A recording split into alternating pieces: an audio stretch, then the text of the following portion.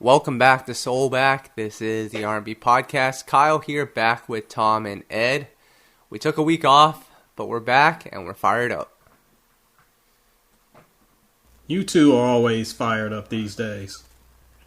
What are you talking about, Ed? You're the one who's always fired up. Something's always gotten under your skin.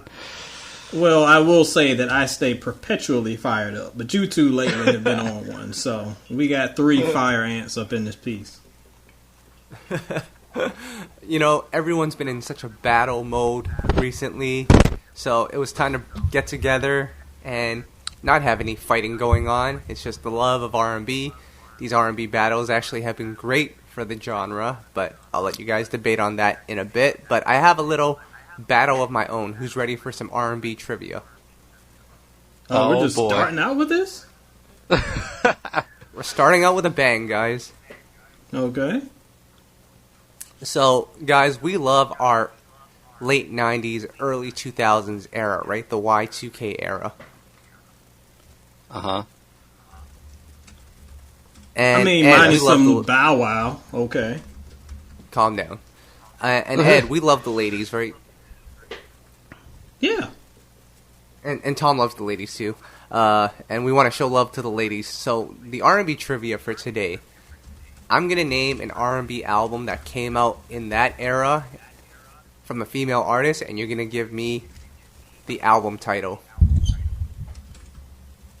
So wait a minute. Are you going to name the artist, or are you going to name the... Like, what are you going to name? I'm going to name the artist. You give me the title. Okay. This is going to be weird. Tom, are you ready? I just want to make sure I still get to do my trivia later on in this episode. I had a great trivia lined up, so I just wanted to confirm that. How much trivia is this going to be, player? Well, Kyle hijacked my trivia segment. I don't know what's going on. We take a week off. Kyle gets crazy. Jeez. I told you, everybody's all fired up. Now it's hip-hop Hollywood Squares. What is going down? All right, well, let's get started here, and then we'll get into Tom's trivia. This whole podcast might just be trivias. All right, so the first one, the name of Candy's debut album. Candy Coated. No. Did you just make up an album Candy Coated? No, that was the second one. That was the second one, Candy Coated. No, that's correct. That's her second album. I can see the cover, but I cannot think of the name of it. It's like a brown background. It's like a brown background. She has long hair on the cover. Mm-hmm. Oh. And it came out like 2000.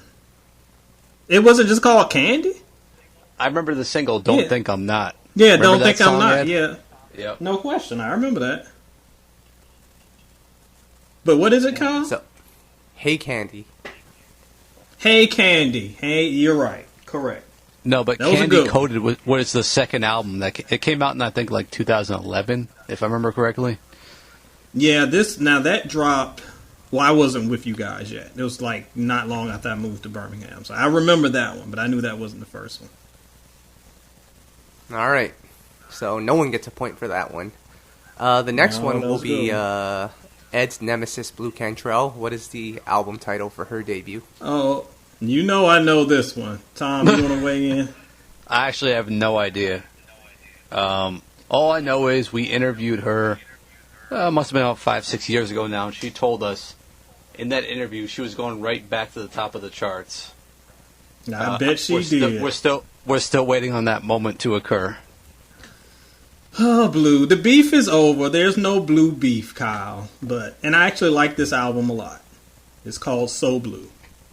There you go. 1 for Ed, 0 for Tom. But the tables are about to turn, I think, here. Do you guys remember Latrell House Party? The Neptunes produced record? Remember what now? Latrell? Oh, man. Latrell Sprewell? Oh, my goodness. Get this guy off the podcast right now. Ed, do you not remember the song House Party? No. When did it just drop? I don't remember this at all. Actually, Kyle, this is if anyone knows this that's listening to this podcast, major props, because I don't think anyone would know this. It's unreleased. Oh, is it? I think it came out in like Europe, didn't it? Oh my player, you can't put European albums on this list. I don't even know Shout what this out is. to our boy William Swing, somewhere out there in Europe. If you heard of this one, hit us up. Ed, you gotta listen What to was this the one, really. What's the House single Party, off the of Neptunes it? produced it. House Party. the Neptunes I do produced not it. remember this at all. No, the Khaleesi. actual single was called Dirty Girl, if I remember correctly, the Oh, first you're single. right. And then there was a remix with T.I. or something. No, it was with Left Eye. Was it? Left Eye? Yeah, there's a... Yeah, What Doesn't year was ring a this? bell, man. 99? 2001. It's been like one of the last things poor Lisa did. Khaleesi's Yeah, on the album as well. Yeah, you gotta listen to that album, Ed. Latrell, it actually goes by Miss Munchie now. She's a background singer for a lot of, like, Pharrell and Stevie Wonder and stuff. So, I don't think it ever came out, though, officially. No. Okay, well, I think it was Kyle's on over Arista. here cheating. Tom, can we get the title? I had to look it up because I forgot, but it's Dirty Girl, Wrong Girl, Bad Girl. That's Great one title. album, or is it 3 albums? That's the name. That's the entire title of the album. Dirty Girl, Wrong Girl, Bad Girl. It's actually a really good album. Like, if anyone wants to check this one out, I don't think it's on streaming, though, so you're going to have to find it somewhere or hit us up in the DMs. Maybe Kyle will feel generous and send it to you, but it's a pretty dope album, actually. Kyle, you know my email. Hit me up, or I'll scrounge around YouTube and try to find it. No joke, Ed. I actually think you might like this one. Like, even the Neptune songs and the ones they didn't produce are pretty dope, so send it to him, Kyle. Yep, and Ed, I'll give you my Cash App email after, too, so you can hit me up. You can give it to me. I don't know what you're getting.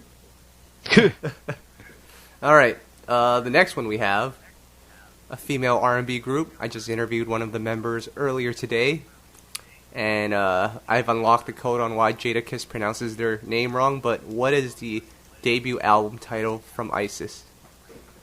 Wait a minute, you found out why no one can pronounce these people's album right? Yeah, Hold on, I mean, reason. What is the reason? So originally they actually went by Icy, which is how Icy. Jadakiss pronounces it. But Yeah, because he says icy. yeah, and then there was like a lawsuit that happened because there was another group that had trademarked that name already, so they had to change it to Oh, Isyss. my goodness. That's amazing. Man, look at this breaking news. The mystery has been solved. I'm very excited about this. Was anyone actually still wondering about that, though? Well, I was. It kept me up at night since 2002. As far as the album title, I can't. Oh, yeah, recall, the to be album. honest. Well, I know this one because these are my girls. The Way We Do. Okay. Wow. There were some jams on that album, too, actually. I remember. Oh, player.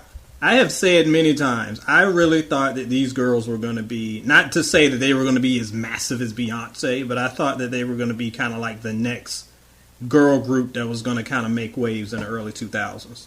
I thought they were it. They had two huge hits. Kyle, did she touch on anything about what went wrong? Not really. I think it was a little bit of promotion, but it was just one of those albums that didn't. It actually went gold. So believe it or not, so I wouldn't say it was a complete disaster. I did find out that. I was gonna say, speaking of Candy, didn't she wrote "Single for the Rest of My Life" if I remember correctly? Yeah, I believe you're right. And I also found out that Carrie Hilson co-wrote that one. Oh wow, I had no idea. So some pretty cool information there. Next album. So Ed? You got that one right? I got that one. Yep. More importantly, we know why he said icy, and all these years I was like, my man Jada is illiterate, but no, this makes sense. That was always weird. All right, the next one is my girl Sunshine Anderson. What's the debut album called? Oh my goodness. This is another one. I can see the cover. Hold on, I gotta think. I'm trying to remember. Can you name any of her albums, Ed? I believe she has one called Sunshine at Midnight or something like that. Is that correct? Yeah, because I've done a or Whatever Happened to on her, and both of those albums were pretty good. There was because I know it was named after a single. Wasn't it? I just looked because I don't know. It's definitely don't named tell after, me. Don't tell me. It's a song on the album that's named after. Yeah, and it ain't Lunch or Dinner, and it ain't Heard It All Before. So Lunch or Dinner, great song. Love that song, so underrated. I give up. I'm not gonna get it. It is called Your Woman. Ooh. Oh yeah, I wouldn't have got that. All right, let's do one more here, and then we'll go into Tom's trivia, which might be a little more difficult than this one. And if you guys get this one right, like I said, guys, listeners, if you're out there, Janet Jackson tickets are on the line. No, you can keep your Corona tickets. I don't know where they've been. All right. This is my girl right here, guys. We got to get this one. Truth Hurts. Debut album. Your girl. Oh, Truth Hurts. This is cheating because I just looked this up pretty recently, so I know it, but I'll let you go, Kyle. I'll be honest, as an R&B fan, I never even heard this album, to be honest. I have no idea. Jeez, Dr. Dre on the beats and you haven't heard it? No. Is it good? Truthfully speaking. Yep. Listen, Ed, I'm going to make a revelation to you right now on the spot. In my iTunes, I do not have Truth Hurts' album. However, I do have Young Turk's debut album, Young and Thuggin'. Please delete your playlist. Just throw it all away. What's wrong with Young Turk, man? Hot Boys. What's right with Young Turk? He was my favorite in the Hot Boys, man. I did not believe we would be having this conversation today. Tom's favorite hot boy is Young Turk. Between that and Icy, I have learned so much today. Oh, man. All right. Tom, do you want to get into your trivia? Or should we get into I'll make it quick. I'll make it real quick, so since we already took up some time. But last time around I asked you guys to name the first single ever released by some male singers.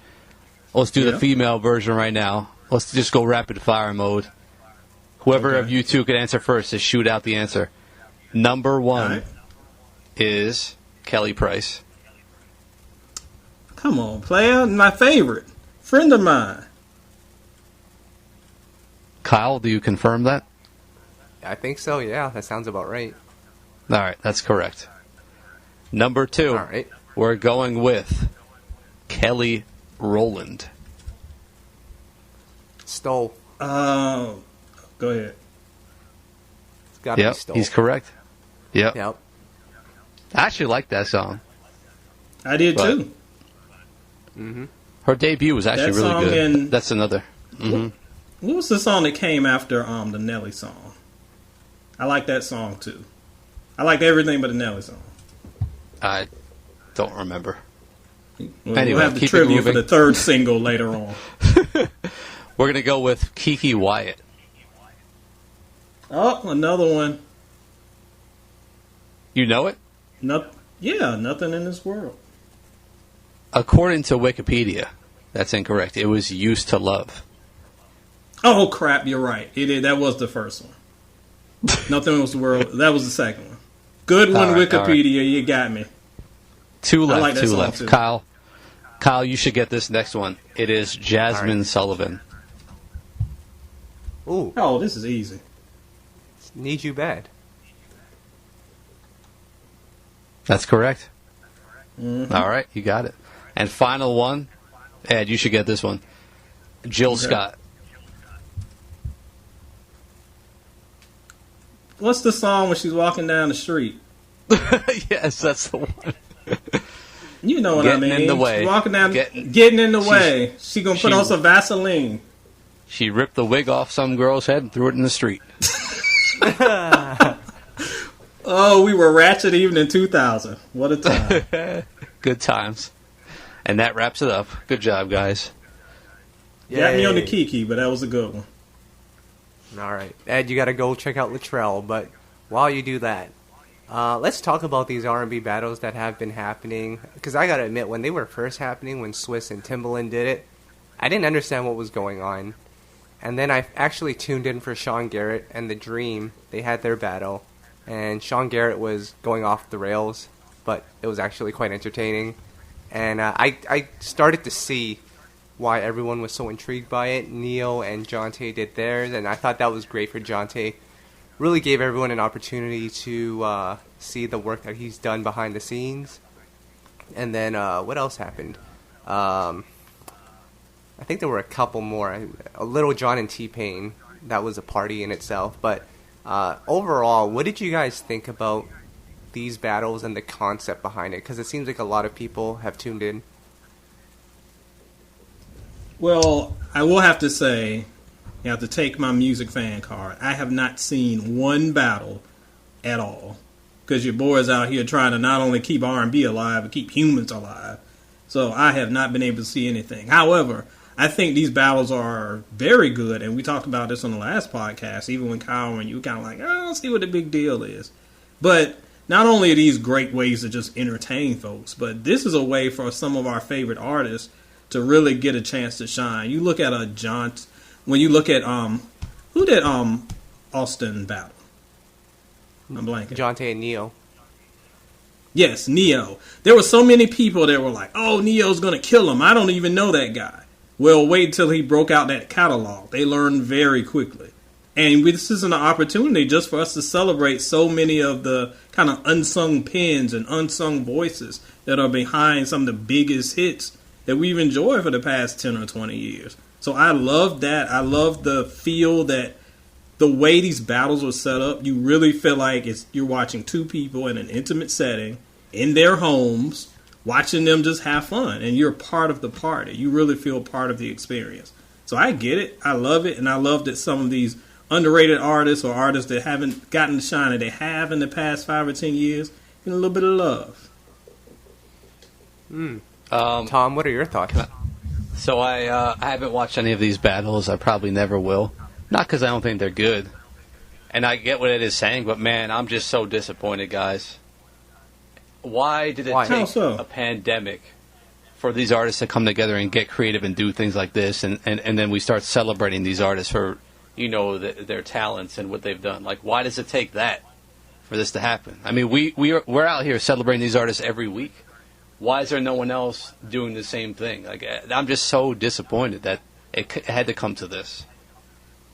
Well, I see what you're saying. And I mean, I get your frustration. I don't know if disappointed is the word that I get from my end. It is some frustration because, as we talked a couple weeks ago, we talked about D Nice, and everyone was like, "Oh, this D Nice guy is the greatest guy of all time." Player. If I had mentioned him 3 weeks ago, you'd be saying, "Who is that? He's washed. He hasn't had a hit since '91. Oh, he's garbage." So, unfortunately, the way the world's set up is you're only relevant when you're jumping around in front of my Twitter at the moment. Anytime beyond that, if you're not trending, you're not relevant. That's unfair and that's trash. However, I do like that we're giving flowers while we can and not waiting until folks die to give them Grammys like you did Nipsey Hussle and the rest of them. So I get your frustration. I'm with you. I hope this carries on. We know that probably won't. But at least now we can kind of show some love to some brothers and sisters who really deserve it. Well, Tom, I can answer why no one's been celebrating these guys until this pandemic happened. Yeah. For a certain group of people, they're too busy shading others on Twitter instead of celebrating the genre. But my topic God, for another day. Player. Listen, I'm the one who brings the beef. Not y'all aren't supposed to be the beef starters. I'm the beef star. We're not. I don't know what's we're going moving on on from that. I don't know what he's talking about. Keep it moving. All right. There were two battles that were supposed to happen but got postponed. Bobby V and Pleasure P. Now, Tom, I have a lot of issues with this. Not the battle itself, because I think for their fan base it's great. And for every battle, there's a demographic for it. But man, the hate that they got on social media when they announced their battle. I saw so many people saying, like, who asked for this? These guys don't have hits. Why are they doing this? Tom, that's disappointing for me to see as an R&B fan. These other people just disrespecting these guys. Well, think about it like this: like if Johnta Austin had gone out and said, "I'm going to play 20 of my biggest hits in a row. I'm not going to tell you which ones, but just tune in. I'm going to let you guys know which songs I wrote." Nobody would have tuned in. Like, why does it take a battle? Nope. Why do we have to choose a winner? You know, why does everything have to be head to head, and someone has to be a loser in the situation? Like, that's like that's what people need to be entertained. Why can't we just celebrate straight up and not always have hate involved and a loser involved? I don't like it. Because that's how the world works. The world's trash. Yeah.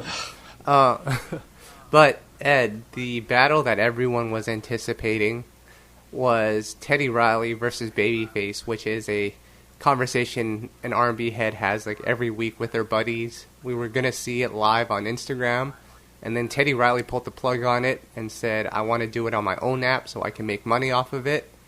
Oh. Ed, is it wrong for Teddy to want to make money off this? Oh my God. Now, I will preface, first of all, we got to get this right. The comments that you were about to hear are from Edward Bowser of soulandstereo.com and do not reflect the comments of IGotSoul.com. So send your hate tweets to E.T. Bowser and shut up. So before I get into that, let me clarify that this story, so to speak, has been evolving, and like I've been kind of in and out of the game because your boy's been so crazy busy at work. So I may have missed some fine points. So Kyle, let me know if I got this straight. So we got Babyface and we got Teddy about the battle. Everything was set up. Then all of a sudden Teddy like, I'm going to charge y'all some money for this. And everybody's like, what? That doesn't make any sense. Then the battle goes away. Then Timbaland comes back and says, oh, we don't want to charge because that takes the purity out of what we're doing. Then Babyface comes back and says, sorry, y'all, I had Corona, and we gonna battle later. I'm like, what is happening? I don't understand. Like, I'm confused by this battle. But let me go back to answer Kyle's question, because I'm getting off the rails. Before you go, I have to add one more point. So after Babyface made that announcement, Swizz went on Instagram Live and said, no, Babyface doesn't have Corona. He wasn't sick. Wait, what? Yeah. Didn't he come out with a statement that said he did? Well, Swizz negated unless the statement was fake. It's not Who good. is Swizz? What kind of, is he Dr. Swizz? We got a Dr. Dre. How did he know? Anyway, I don't know. So, getting back to the point. Listen, from an artist's perspective, I understand wanting to charge. This is their art. This is how they make their money. Here's the problem my man Teddy, shout out to VA, don't understand. You can't go this late in the game and start asking people to charge money. So yeah, you can't put the toothpaste back in the tube with this thing. If we said that, if these battles started out with a fee, so you're paying $5 to get into the club, so to speak. $10 is too much, Teddy. You're doing that's Netflix. Stop doing that. But if you were charging at the beginning, okay, I can see it. But you can't have people watch this thing for almost a month for free in this very intimate setting that is very relatable and real to people, and then come over and then try to charge them money for it. That's absolutely ridiculous. Nobody's going to come to your set for that, especially when there are free ones going on. I understand trying to get that bag, Teddy, but that ain't the way. You know, the way I see it, and I don't want to comment on speculation and, you know, because we don't know what's real, what's not. It just kind of makes it seem like Teddy Riley's out of touch at this point, and that's not a good thing for a legend to come off looking like that, because this would have been epic for the fans. Absolutely. And I don't know either. I don't know what the deal is. Did he just hear about this, or he's like, well, I'm going to get paid off of it? Because I heard he was going to make his different and special. But when you do that, you lose the intimacy that this really cool and unique setup brings. Mm-hmm. Well, two things, Ed. I think Teddy Riley is just practicing common VA business tactics. So shout outs to VA. Oh, no. Oh, boy. God. Well, talk to Khalees and the Neptunes about that. And most importantly, wasn't Teddy Riley on that Carrie Hilson talking about 5G networks as well? Oh, my God. Was he? I missed that. Yeah, he was. Oh, Teddy. Oh, no. Teddy. Oh. Teddy, you my dog. Don't do this. He's the architect of New Jack Swing. He gave Keith his legendary album. Don't tell me you believe in his 5G YouTube foolishness. No. All right, let's talk about some current events here, some new music that came out over the last 2 weeks. This is an interesting headline. The Weeknd apparently has the most streams ever for an R&B album. Wait, what album? The new one. R&B album, huh? That's what the people say. I'm sure I'm the only person on this podcast who has listened to that album. So, R&B album, huh? Interesting. I mean, they it's like we always say, if you're black, they're going to put you in that R&B box, whether you like it or not. That's just the way it's going to go. Black dude singing, R&B album. And don't get me wrong, he has done some R&B albums. This one, I don't know. This is a pop album, fellas. I know you paid me to tell you the truth. It's a pop album. Well, I think it's really interesting because with the power of marketing and just Jedi mind tricks, we're able to be tricked into thinking something is R&B when it's not. Like, I think there are probably a ton of people that think The Weeknd is R&B, and much respect to you guys, but it really comes to test when, for example, last week, The Weeknd called out Usher for his song Climax and said that was a record where Usher stole the sound and created Climax, Weeknd's original sound. And a lot of R&B fans went after The Weeknd and were like, what are you talking about? So that was kind of interesting. Well, to be fair, and I talked about this, first of all, why are we arguing about a song that's almost 10 years old? Go away. But to be fair, I said back in, 2012 when this thing came out, that it most definitely wasn't The Weeknd's wheelhouse. Like, that was clear. But that was one song. Weeknd, you have been cosplaying as Michael Jackson for 10 years now. Nobody said anything about you. So, play it calm now before I kick you in your OVOs. Like, stop. This is ridiculous. The good thing, though... Go ahead, Dad. Well, my point is, when it goes to Kyle's message about what's R&B and what isn't, this is something that has been gone back and forth for years. And there's a fine line. And the fine line is because, as I said before, R&B is very flexible. It's a genre that can be molded in different ways. The Weeknd has made R&B songs. Most of his new album is a pop album because it's bootleg Michael Jackson stuff, who is the king of pop. That's why it sounds like it sounds. Think about that marketing plan, though, because you got to think about it like, he'll claim being R&B if it can get him the title of being the most streamed ever. That's a huge headline. Correct. And a huge promotional tool to use. So it worked out. I mean, why not? Right. So you can look, if I was going to be the #1 UK grime album artist by saying this, and I haven't dropped one song yet, of course I'm going to embrace that title if it gets me some legendary tag on my resume. But, I mean, it's ridiculous. And as I go back a million times and say this, a lot of times this music is in the eye of the beholder or the ear of the beholder. But there are certain facets that make music what it is. I'm not hating on The Weeknd. I actually like a lot of his stuff. I like his early stuff. Let me clarify that. I think early Weeknd was a pioneer in some ways, like it or not. That's why Climax sounded like it sounded. That's why Drake got hot, because he copy and pasted his whole career. Sorry, Drake fans, he did. Wow. But the point is, he was able to cultivate a new sound that kind of permeated the past decade. So, yeah, Usher kind of stole the sound for Climax. That's one song. Weeknd's, what's your excuse? Because you've been stealing Michael Jackson for a long, long time. Well, I think it was great just to see a lot of R&B fans sticking up for Usher during this, especially because over the last couple of years they've kind of looked at him as like the old guy. So that was cool. But Usher has made some progress when it comes to this new album. Don't Waste My Time is slowly but surely moving up the charts, and most recently Lil Jon played this new record with Usher, Jon and Ludacris, SexBeat. It finally came out a couple of days ago. Before we get into the song itself, Tom, I know over the last year you've been complaining about older artists collaborating with younger acts, such as Usher and LMA, and not working with his own generation. So this is what you're looking for, right? I mean, it's with Ludacris and Lil Jon. Didn't they both fall off? I mean, there has been. No. Oh God, here we go. I'm just joking. I'm just joking. Yes, this is what I've been looking for. I haven't checked out the record yet. I have no idea if it's any good. But my problem with this song is, didn't he tease it a while ago, and then people wanted it at that moment, and then he waited too long and then put it out later? Was there another story about this?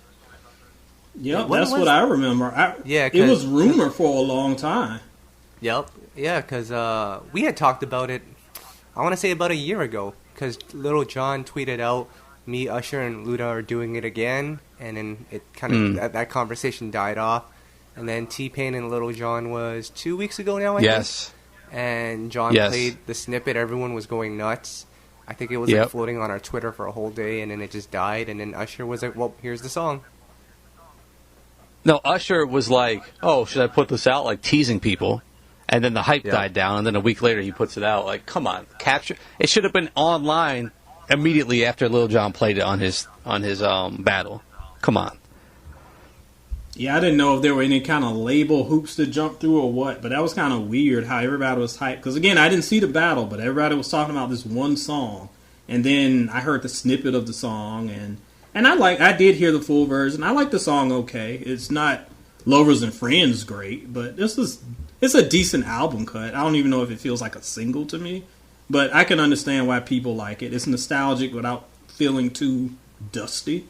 So it's a decent song, but again, it just shows that if there's no hype, Usher didn't seem very interested in it. But once the hype started building up, then he dropped it. Wait, Kyle, can you confirm something for me? Yep. Lovers and Friends is a great song. Yeah, it's not bad.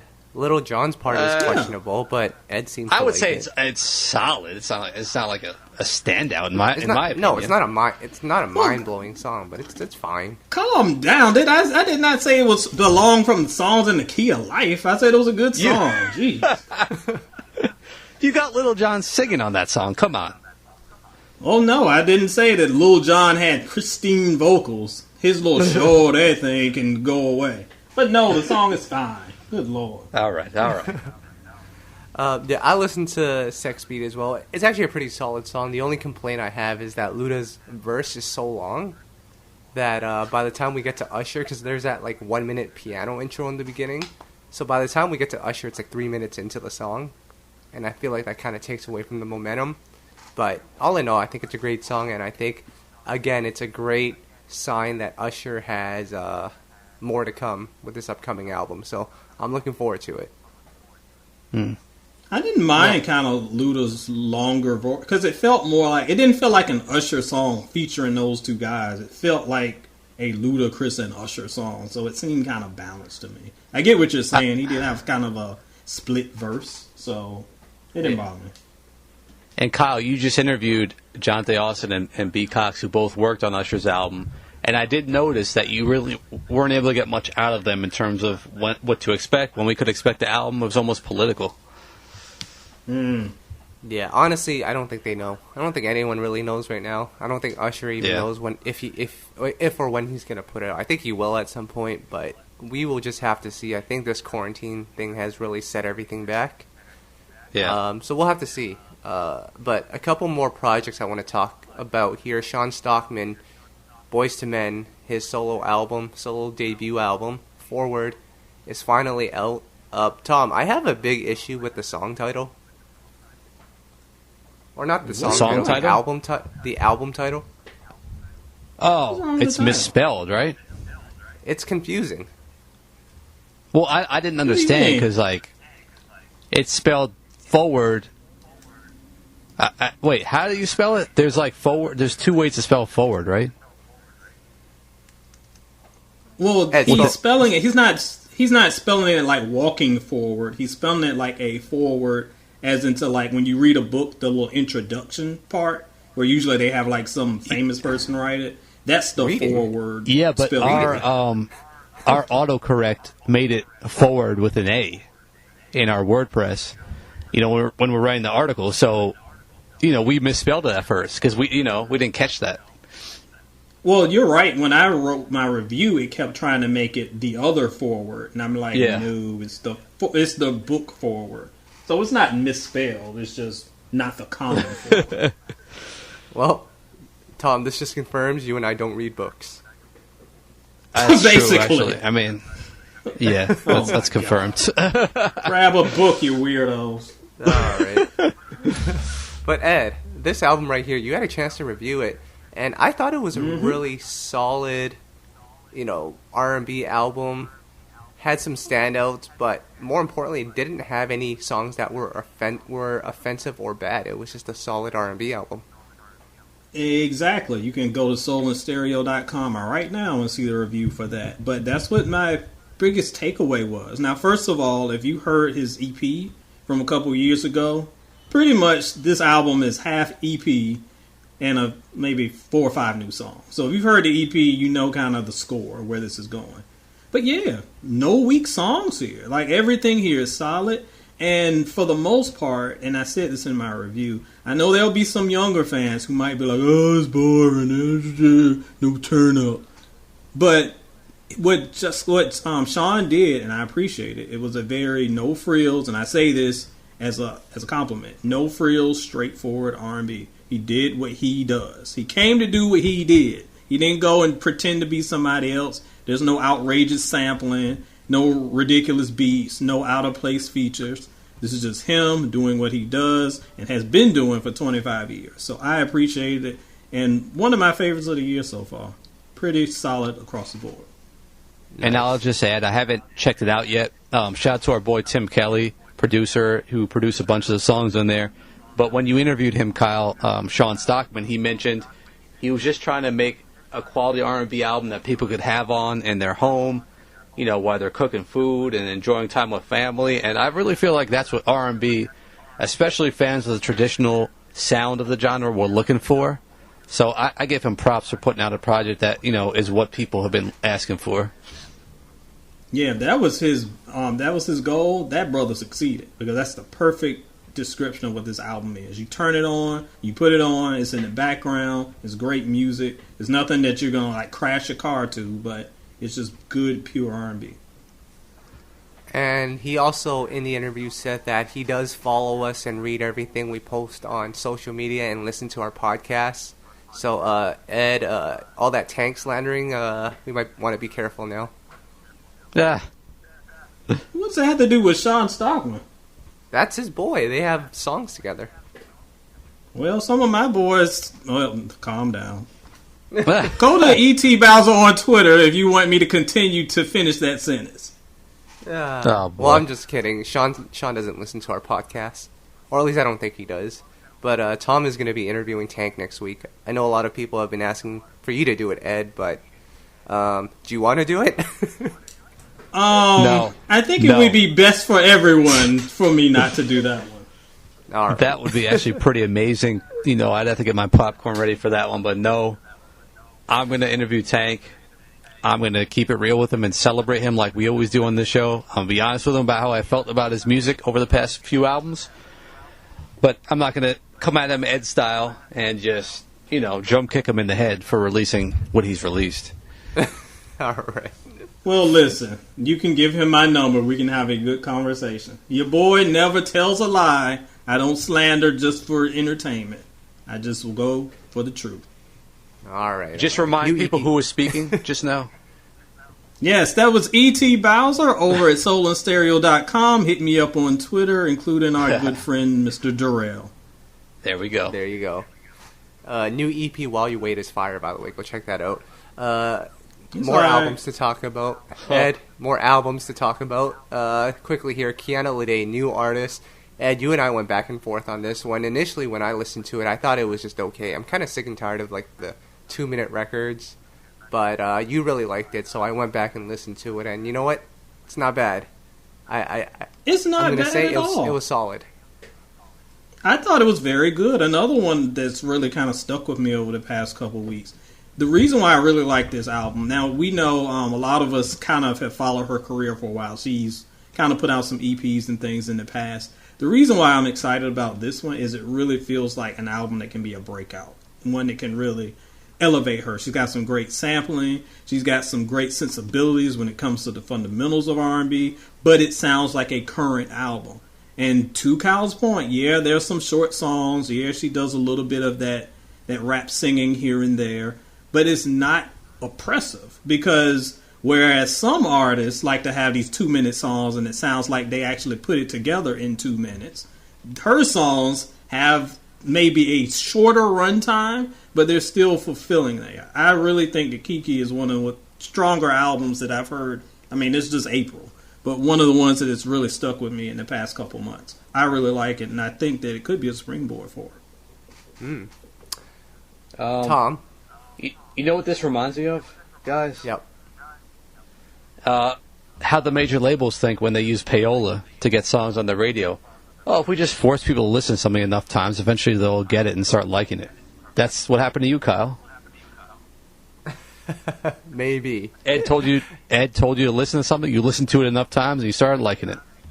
You didn't go with your gut instinct. Well, I'm just saying. Sometimes your gut is wrong. I'm here to be the angel on the aren't you an influencer?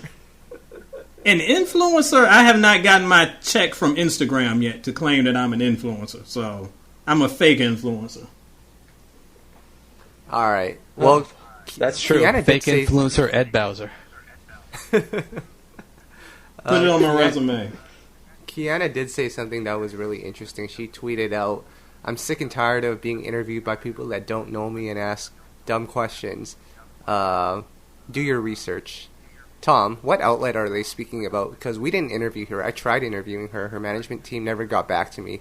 So, isn't this the artist's fault at some point for taking these interviews? I almost feel like they do this intentionally. It's almost like fake calling someone out. You know, they're not naming anyone, but they're calling someone out. Like, you know, when artists attack their label, it's like the label's not going to suffer. All it's going to do is get the artist headlines, and it's going to look like some fake beef, and, you know, people are going to get all like, oh, fake drama. It's like, come on, name names if you're really going to call someone out. But Kyle, you mentioned to someone, you know, in the comments who asked us who she was talking about, a few of the interviews she did. I don't know if you want to name those outlets she did interviews with or not. Oh boy. I mean, it's no surprise. It would be like non-music outlets, right? Like Vogue or BuzzFeed. And no disrespect to them because they're a huge platform, but if you're an R&B artist and you want questions that are about your art, then of course you go to an R&B outlet. You don't go to people that don't actually cover the genre, but that's just me. But no, that's the era we live in. You go to someone who has the most followers or the biggest following, even though Vogue has 1 trillion followers, but how many of those followers are R&B fans? How many of those followers are actually going to buy your album? That's the whole misconception with the influencer label, because people think that big numbers mean you get the hookup. No, you go to the outlets that are more targeted to. See, y'all listen up. I'm giving you free social media advice right here. Look at all this knowledge that gets dropped. So if you want to go to an outlet, you go to one that may have a smaller following, but a stronger core to the audience you're trying to reach. I'm sure that Pep Boy's Twitter account has more than mine, but do you think that tweeting out their stuff is going to get you a whole bunch of R&B followers? No. But you could go to a brother like me who has a smaller following, but a more dedicated following towards your product, and that means bigger sales for you. Use your brain, as the R. Kelly meme says. That's the way we do this. And I didn't see the beef apparently with her and some outlets not knowing who she is, but it goes back to a conversation we've had before. Y'all do your research. It's just called Wikipedia. You can go see what she's done if you aren't familiar. Just see what she's done. But to her managements, to give them a little bit of shade, if you want it done right, come to the outlets that know how to research and that know your artists. If you need help, here's 2 on this podcast. You know I got Soul and Stereo. We the hookup. Wow. I've seen these interviews happen in person actually before. When I was waiting in line to interview an artist and I had to wait for another outlet to go first. They ask these questions like, so, can you introduce us to yourself? And that's insulting. We heard you've got an album coming out. What can you tell us? Like, do you even know who this person is you're interviewing? It's embarrassing, man. I feel bad for the artist. Music Soul Child, tell us about yourself. I hear you have a CD. Tell us what's on this CD. Like, come on now. Just yeah. Google on your phone right quick. I'm hot because a lot of these outlets out here fronting like they're journalists and don't even do basic journalistic research. I got degrees behind my name. Don't come from a people. Sounds like you guys are both mad that Nivea was on Vlad TV and not SoulBack, but, you know, it happens. Listen, Kyle. Nivea said she had to go to Singular and Singular, they don't even have those anymore. What, they got AT&T? They had to go to AT&T and get her new phone. She did. Didn't she tell us that she broke her phone? Yep. Can we not, It guys? happens. Let's not go there. Let's not go there. I got 2 new singles I want to talk about, and you guys can take turns. You guys can do one each, but who wants to talk about Toni Braxton's new single? Do it. Why'd you say it like that? Who wants to talk about this? Guys, I heard the single.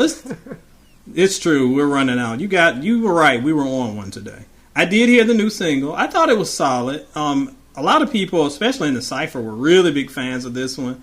I thought it was all right. It didn't grip me like some of the last singles off her last project, but it's Toni. She doesn't. This very few times that Toni falls through. And Ledisi dropped a new song, Tom. Anything for You? We really like this song. I like this one a lot, and I don't know if you agree, but I thought this one was really good. I agree. I liked it too. One of my favorite songs I heard this year so far, actually. Yeah, it's because Ed, if you remember, Tom didn't like the more trappy Ledisi that was on the last album, so I figured he would like this one. Well, hold on. That was just the single, and it kind of grew on me. You guys kind of convinced me. You know, it wasn't what I thought. And I re-listened like you did the Kiana Lede, and I started liking it more. So this one is like what I really want from Ledisi, though. It's more traditional sounding, and it's just really soulful, and you feel it, you know. So I'm not mad at her about that one anymore. Like, I got that one. Yeah, you were kind of on your own on that one. I kind of like the trappy song. But once again, the Ed brainwash worked again. So soon I will get Kyle to put down the El Varna and the Ashanti, and we'll be rolling. Soon we will replace you with Barry Bars. Oh, good luck. Well, Ed, you're gonna be too busy on Instagram, being an influencer and taking bikini pictures, so you might not have time for this. Oh anymore. my goodness, player! Let me tell you about this quarantine. Nobody wants to see me with my shirt off right now. These snacks are accentuating my curves in all the wrong places. So wait, hold on, Ed. Let me ask you straight up: are you a Speedo wearer at the beach? Speedo wearer, and you've seen. Well, I was gonna say you've seen me at the beach, and that sounds. I have not. But I have posted beach pictures every year. Of course, not this year because it's Corona land. But no, I don't wear a Speedo at the beach. Okay. I'm not Razor Ramon. Good lord, Razor Ramon, the bad guy. I like it.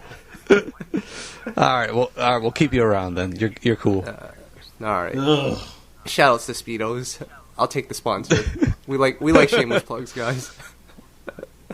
All right, and then two new songs by India Shawn. This is an artist that we really like. She's signed to Epic now, so check out her 2 songs. I think one's called In Deep. I think Tom with 6 Lack. Yep, and then the other's called Cali Love.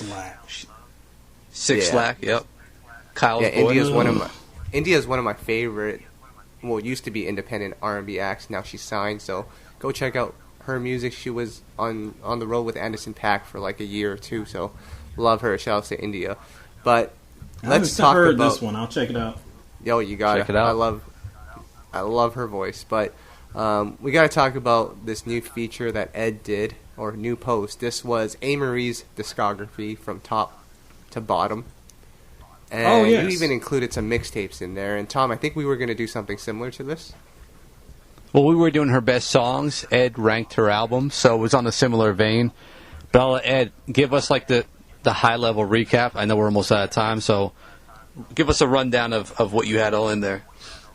Yeah, if you want to see the whole recap in detail, you can hit up soulandstereo.com, of course. But we can just run through things real quick. I ranked her EPs that came out a couple years ago and her mixtape just because her discography is a little brief. So coming in the rear are those Wait, hold two on. EPs. What mixtape, Ed? She had a mixtape called Because I Love It, and that was like maybe 2006 or 7. This is the infamous mixtape that is people were saying, oh, she's dissing Beyonce just because she just made a passing reference about her haters or something like that. And that turned into... No, but I thought she had an album called Because I Love It. She does, but the mixtape was called Because I Love It Volume 1. It was the precursor to the album. Oh. Gotcha. So, yeah, getting back to it. Just real quick. Bringing up the rear are those two EPs. For some reason, Tom halfway liked them back in 2008. I don't know what he was smoking, but they are not my favorites. She also had an EP. What are you talking about? 2 EPs in 2008? You don't remember the Amerie EPs in 2008 after 4 a.m. and 4 a.m. Mulholland? 2018? 2018, I'm sorry. I halfway liked them? I didn't like them at all. What are you talking about? Yeah, you did. I remember you saying, and you even threw a couple of the songs on our year-end list. I'm like, I don't know what Tom is smoking. I picked one song. Kyle. Should have picked 0. Kyle, moving along. Okay, continue. We got fake EPs from 2008. We got mixtapes I never heard of. What is going on with this list? Well, what kind of Amerie fan are you? You don't know her mixtape. But we haven't gotten to that one yet. So we get the EPs out of the way, and another EP in 2016 that was Drive. And again, probably no one heard that one but me. So now we're into the albums. Her 2009 album, In Love and War, that was her Def Jam debut. It was okay, but definitely a step down from her earlier releases. Then we get the mixtape that... Wait, Ed. Okay. Are you telling me you didn't like the song Heard 'Em All with Sean Garrett? Nope. Damn. Sean Garrett was going off on that song. Yep. It was okay. I mean, the album isn't bad. It's just okay. Definitely a step down from the others. It's all right. Better than them EPs that Tom loved. So anyway. Oh my goodness. We love you. We're back to the... Oh, yes, that's my dog. So, number 4 is Because I Love It Volume 1. That's the infamous mixtape. That one has some songs from the Because I Love It album. Just think of it like Shawn Stockman's EP that we talked about in 2018. Same type of vibe. Really fun. She's like playing around on some hot songs of the era. Loved it. Number 3, this is where people started giving me beef. I went with her sophomore album, Touch. And then number 2 was Because I Love It. I know a lot of people have not heard Because I Love It. So they're like, what's this weird album? It's not better than Touch. Yeah, it kind of is. Both albums are great, but I kind of think that Because I Love It album, and we've talked before, and we can go into detail later about how she got screwed over by the label, and this great album ended up in Japan and didn't come out over here until a year later, and nobody heard it. So that was puzzling, actually. That derailed her career, not Beyonce. That's what did it, y'all. So that's her number 2, and of course number 1 is her debut, All I Have. You can go check out soulandstereo.com for the whole thing and to revisit the mixtapes no one remembers and the EPs that Tom loves. Wow. Jeez. I had no idea you liked those Transformer EPs, Tom. With the Transformer? Transformer. There was some auto-tune aplenty on that thing. I will say this about Amerie. I think she got the point that people weren't really feeling that sound, because then afterwards she came out stating on her next project she was going to revisit her earlier sound. So I think she got the feedback, and point was taken. I appreciated that she tried something new. It didn't work, and now she's listening to her fans and trying something else instead of continuing to just barrel down and duck and doubling down. Not mad at my girl for that. So there you go. Shoutouts to Amerie. Now, off the top of your head, Tom, name some good Amerie songs for the people. Well, we asked our readers what were their favorites, and just, obviously the biggest hits like Why Don't We Fall in Love and One Thing, but a lot of people named I Just Died from her debut. And for me, I have a hard time differentiating her debut because I love the whole thing front to back. But, for people, that was a standout. Rolling Down My Face on her second album. Ooh, for me, that one really felt like something that was part of, a sound from her first album, kind of an extension, so I love that one. I love the song Crush on her Because I Love It album. I don't think that was a single, but that one No, always but stood I out to me. love So one Yeah, of it's a my good one, right? favorites. Good pick. yeah, so I'll name those ones real quick. Well, Yes, and from that third album, go ahead, Kyle, before I drop mine in. Well, I was gonna say on the second album, I don't know if you guys like this one as much as I do, but Just Like Me, I think Pooh Bear wrote that one. That's a great one. Pooh Bear writes a lot for Justin Bieber now, but that was a great record. I agree. Love that one. And I'm telling y'all, if you haven't heard Because I Love It, I don't know if it's on streaming services. It's definitely on YouTube. Go check that one out. Check out Crush. Check out Paint Me Over. Check out When Loving You Was Easy. This album was a banger, and I loved it because it was the good of both her debut and her sophomore album. It was kind of like a coming together of both sounds. Man, the world missed out. And it wasn't Beyonce's fault. This is how much I love our readers, Kyle, because a whole bunch of people said the intro on that album should have been a full song. I believe it was called Forecast or something like that. Yep, it was. And a bunch of people actually stated that. So I was like, wow. And they were right. I checked it out again. I'm like, damn, they're right.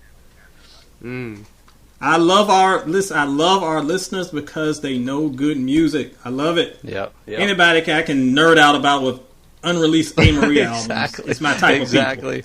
100%. And then a random moment, the song Somebody Up There, I've heard that on 3 instances outside of my house. One time at McDonald's, one time at Starbucks. I'm wondering if it was the same employee. And one time I think it was at the mall. That was crazy. Kyle, I don't know how that ended. Maybe it was the same employee. Kyle, I'm just happy you went to Starbucks, when I wasn't there on your own. That's impressive, man. I love Starbucks. Ed. First of all, coffee is trash. But this is more proof I need to move to Canada because not only do you have a non-crazy president, y'all playing just random Amerie album cuts up in the Starbucks and the McDonald's and the grocery store. So I need to be among my people because clearly my people ain't around here. Yeah, Ed, when you go to Starbucks and get your decaf, maybe you'll hear an Amerie album cut.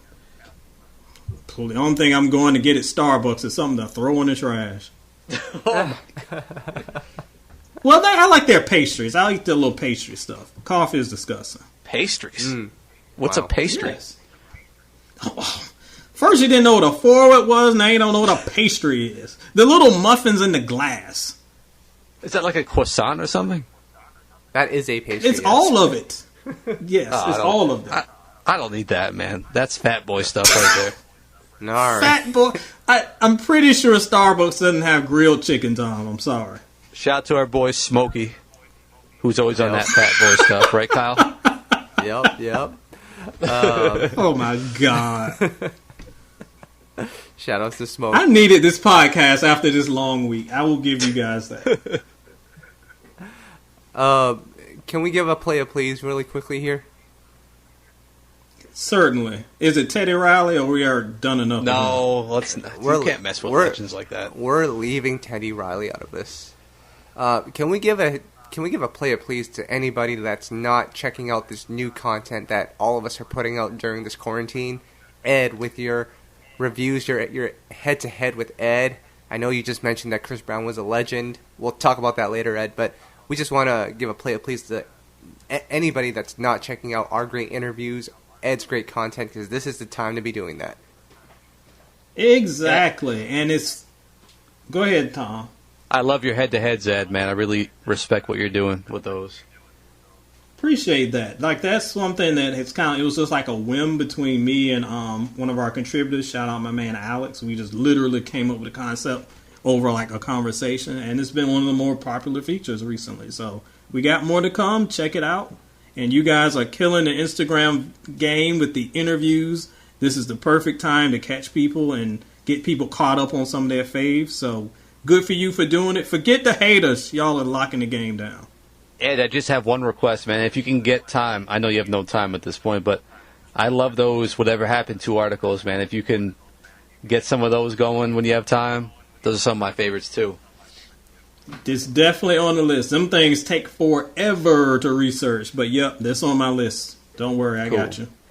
Well, Ed, I got one for you, and then I'll start plugging in all the interviews we've done. But if you can do it, whatever happened to Frankie, Remember that guy? Signed to Chucky Thompson. Oh, if you can find I information remember on Frankie. If you can find information on Frankie, I will crown you the king of R&B, and I'll take it off from Jadakiss' head.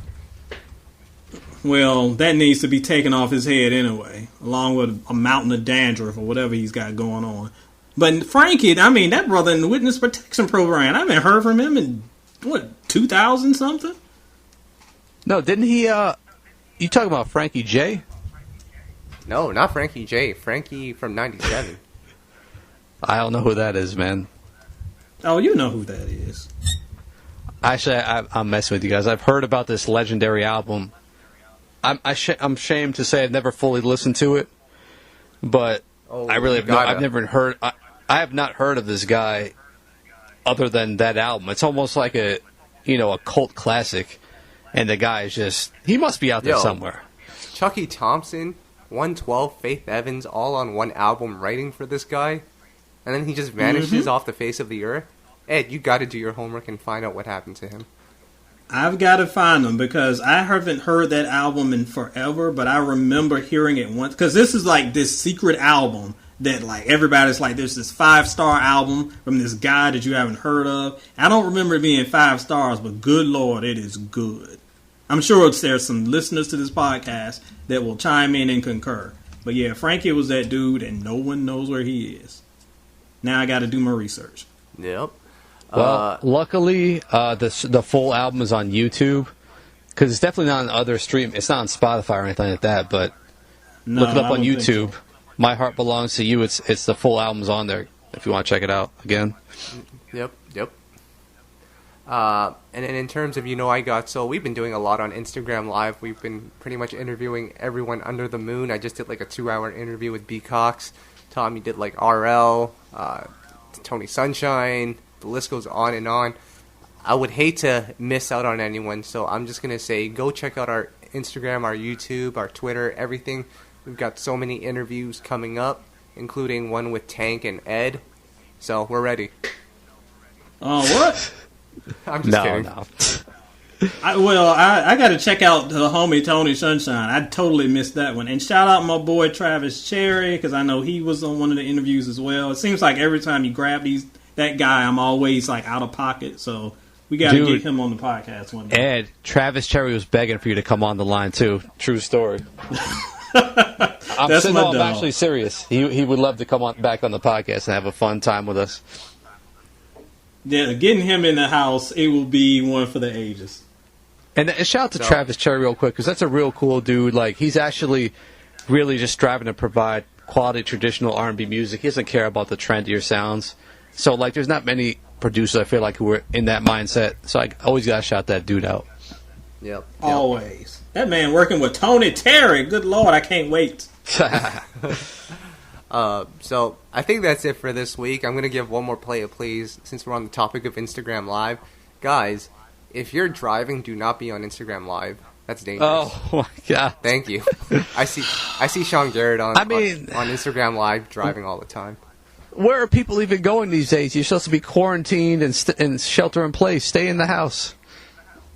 Oh my gosh, I don't know. I don't know how you can get your phone to like do that stuff while you're driving. I guess it's just sitting on the dashboard, sliding around.